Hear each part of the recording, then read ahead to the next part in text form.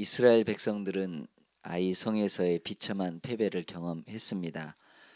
그러나 그들은 주님 앞에서 패전의 이 원인을 발견하고 그 범죄를 제거했습니다. 그러자 하나님은 다음과 같이 이렇게 말씀을 주시죠.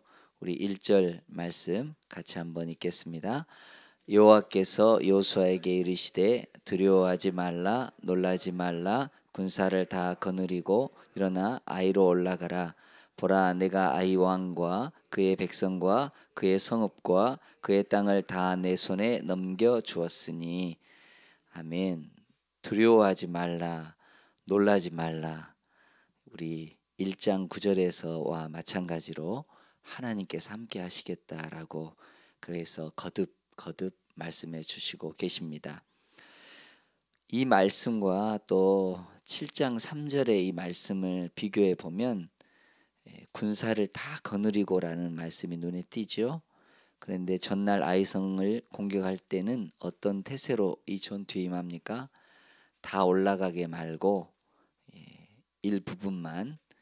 우리는 주님의 일에 최선을 다해야 합니다.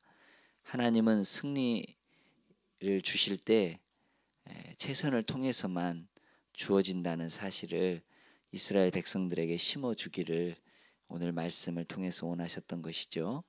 초원의 맹수 사자도 작은 초식동물 한 마리 잡을 때도 최선을 다하는 것을 볼 수 있습니다.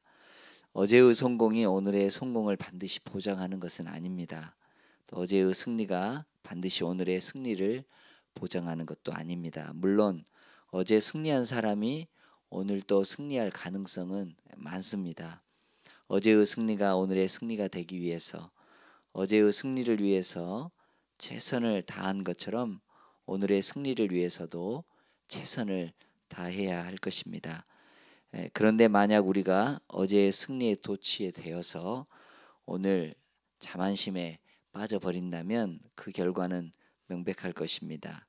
어제의 축복 때문에 자만심에 빠진다면, 어제의 번영 때문에 오늘 자만심에 빠져 있다면, 그래서 그것 때문에 내가 하나님을 바라보지 아니하고, 그것 때문에 내 삶에 최선을 다하지 아니하고, 그것 때문에 오늘 내 삶에 대해서 내가 책임을 지지 않는다면 어제의 성공, 어제의 번영은 오늘의 저주가 될 것입니다. 그래서 사도 바울은 이렇게 말을 합니다.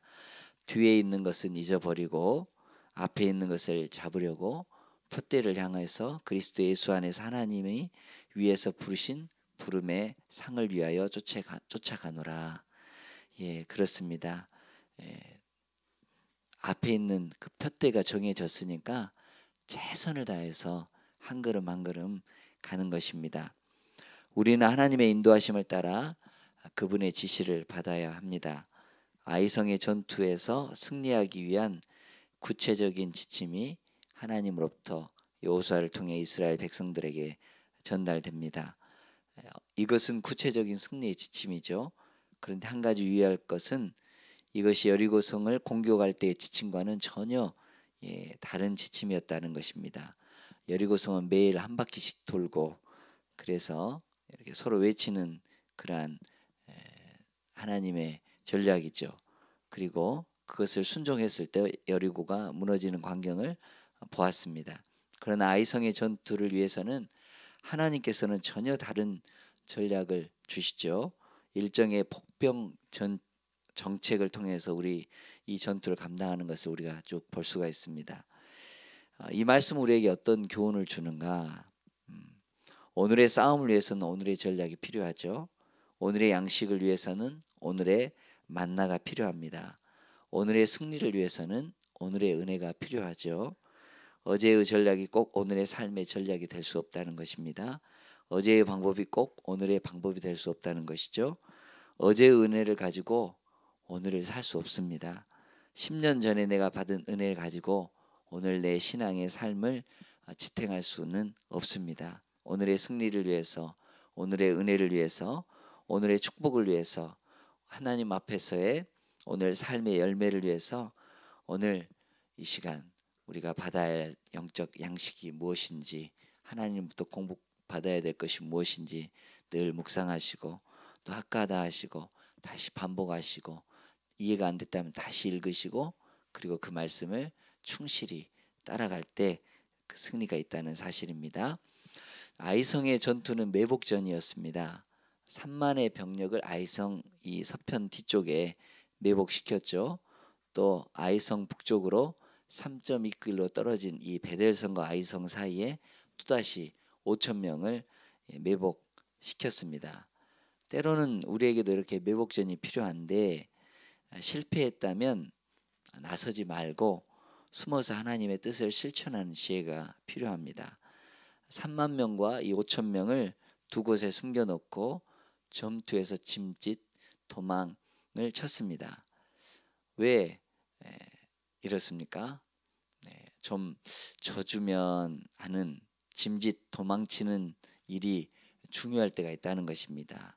작전상 져야 한다는 것입니다. 이게 지혜죠. 사람들은 드러내기를 좋아하죠. 아이성 싸움은 자신의 전략을 드러내지 않고 3만 명의 이 매복병으로 전투하여서 승리하였다는 것입니다.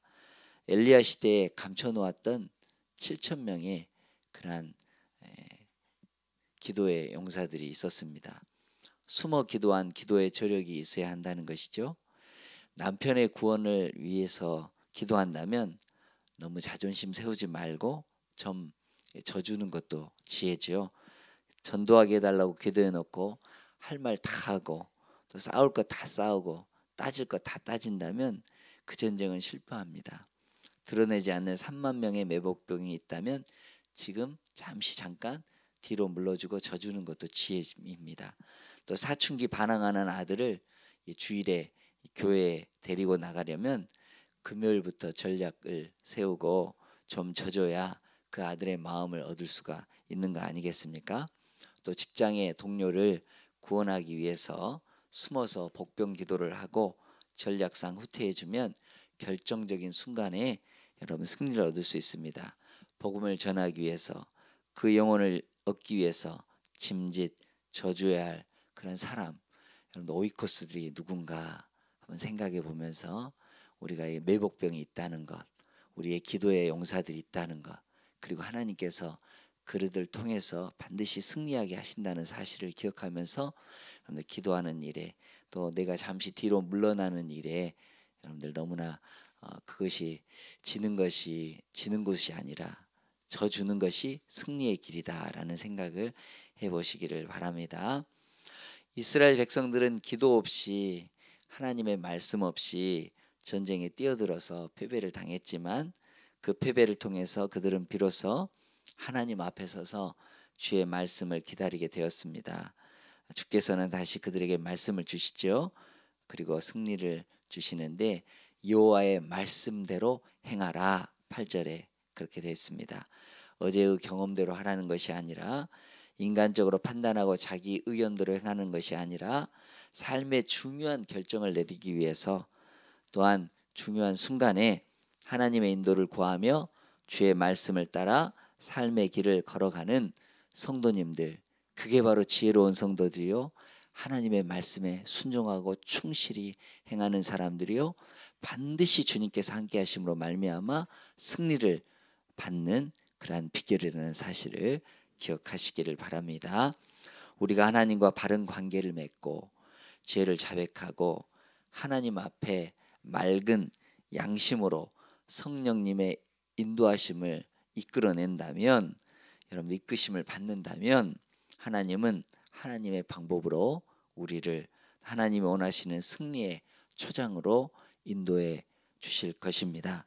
우리들이 하나님을 붙들고 간다면 인생의 수다한 이 결정의 길목 앞에서 전혀 방황치 않고 두려워하지 않고 떨지 않고 이럴까 저럴까 두 마음 같지 아니하고 오직 한 길 주님을 바라보면서 믿음으로 승리하게 될 줄로 믿습니다. 갈 길을 아시는 주님, 앞에서도 안 계시는 것 같고 뒤를 돌이켜나 보이지 않고 왼쪽 오른쪽 아무런 느낌도 없고 또 그러는 것 같으나 주님께서 우리의 가는 길을 아시나니 그가 우리를 단련하신 후에는 내가 정금같이 되어 나오리라. 주님은 우리의 모든 길을 아시고 우리를 인도하시는 줄로 믿습니다. 또한 하나님이 결정하시고 하나님의 결정대로 따라가면 반드시 좋은 길이 있고 복된 삶이 있을 줄로 믿습니다. 자, 오늘 이제 말씀을 또 읽은 말씀 30절에 35절인데요.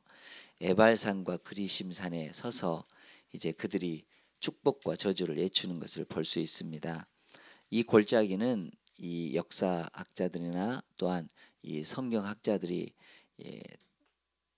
가서 이렇게 또 그 지형을 살펴보니까 이 골짜기는 놀라운 음향 효과를 지닌 천연의 원형극장으로 알려져 있다라고 이렇게 밝히고 있는데, 이것은 모세가 앞서 명했던 그러한 말씀을 정확하게 순종한 것입니다. 신명기 27장 12절에서 13절에 보니까 모세는 이렇게 말을 합니다. 너희가 요단을 건넌 후에 시몬과 레위와 유다와 이사갈과 요셉과 베냐민은 백성을 축복하기 위해서 그리심 산 위에 서고, 르우벤과 갓과 아셀과 스불론과 단과 납달리는 저주하기 위하여서 에발산에 서고, 이렇게 말씀했습니다. 모세는 그 요단 강을 건너 보지 않았지만 하나님으로부터 받은 계시가 있었기 때문에 이렇게 기록을 하고 있습니다. 그리고 여호수아가 그 말을 간직하고 있다가 거기에 그 승리가 있고 난 다음에 그렇게 순종하는 것을 볼 수가 있습니다. 레위인들이 읽은 12개의 저주에 있어서 한 개마다 백성들은 아멘 응답하였고, 또 그리고 축복의 글을 읽고 또 아멘 했습니다. 만일 너희가 율법을 순종하면 축복 위에 축복이 임하리라, 이렇게 아멘 하고, 만일 너희가 율법을 순종하지 않으면 저주 위에 저주가 임하리라, 아멘, 그렇게 선포를 했다는 것입니다. 이 말씀을 우리가 가만히 보면서 여호수아는 이스라엘이 승리하면서 그 땅을 소유하게 된 것은 하나님의 말씀에 순종하는 데 있음을 잘 알고 있었습니다. 승리를 했기 때문에 또 다시 이렇게 전투를 할 필요가 있지 않습니까? 그런데 잠시 멈추어서 전투를 더 잘하는 것보다도 말씀을 듣고 순종하는 것이 더 중요했다라는 것입니다. 그는 또 31절에 보니까 제단을 쌓았다. 에발산에 그리스도의 피를 떠나서는 거기서 화목제와 번제를 드리죠. 예수님의 거룩한 보혈의 피, 그 피를 떠나서는 하나님 앞에 의로울 수 없기 때문에 그들은 희생의 제사를 드리고 예배를 올려드렸다는 것입니다. 우리는 여호수아가 하나님의 말씀을 존중한 것을 우리가 또한 칭송해야 되고, 또 우리도 역시 승리가 있다면 그 승리를 주신 주님께 감사하고 예배하고, 주님이 우리에게 베풀어 주신 귀한 놀라운 사랑에 대해서 다시 한번 돌이켜서 하나님께 예배드리고 전적인 헌신을 다짐하는 것, 전투보다 더 앞서 해야 될 그러한 일이라는 사실을 기억하시기를 바랍니다. 우리의 삶에 또 우리 가정에 예배가 있고 그 말씀이 우리 모든 것을 이끌어 주시는 그 은혜가 있기를, 또한 오늘도 다짐하면서 주님이 우리를 이끌어 주시고 갈 길을 밝히 보호해 주시는 그 은혜가 여러분들 가운데, 여러분들의 삶 속에, 여러분들의 모든 일상에 있어지기를 간절히 축원합니다. 기도하겠습니다.